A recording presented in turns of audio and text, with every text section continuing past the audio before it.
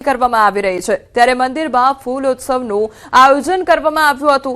ગલગોટા ગુલાબ સાથે મંદિરમાં ભક્તોએ ઉજવણી કરી। અબીલ ગુલાલ સાથે ભક્તોએ ભગવાન જગન્નાથ સાથે હોળી રમી છે। મંદિરમાં ભક્તોનું ઘોડાપૂર પણ ઉમટી પડ્યું છે તો મંદિર પરિસરમાં વહેલી સવારથી જ લોકોની ભીડ જોવા મળી રહી છે। ભક્તો ભગવાનના દર્શનાર્થે આવી રહ્યા છે તો ફૂલડોલ ઉત્સવનું આયોજન કરવામાં આવ્યું અને આખો ઉત્સાહભર્યો માહોલ મંદિર પરિસરમાં જોવા મળી રહ્યો છે।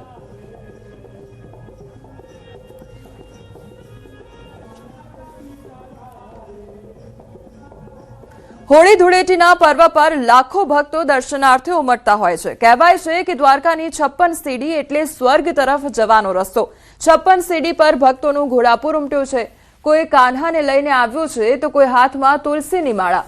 ભક્તો ભગવાનના શરણમાં જઈ તેમના દર્શન કરવા માટે આતુર થઈ રહ્યા છે।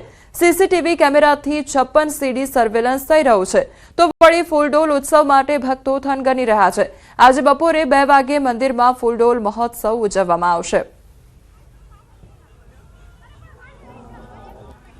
ફૂલડોલ મહોત્સવ છે, ધૂળેટીનો પર્વ છે અને દ્વારિકા નગરીમાં ભક્તોનું ઘોડાપૂર છે।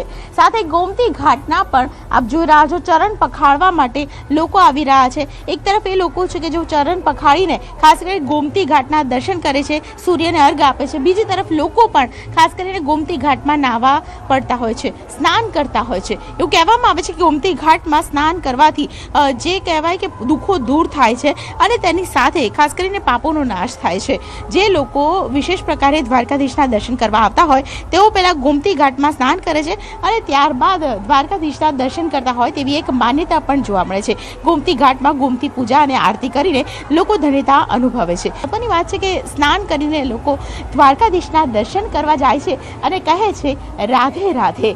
કેમેરા પર્સન પ્રકાશ રબારી સાથે દીપિકા કુમાર, ન્યૂઝ 18 ગુજરાતી।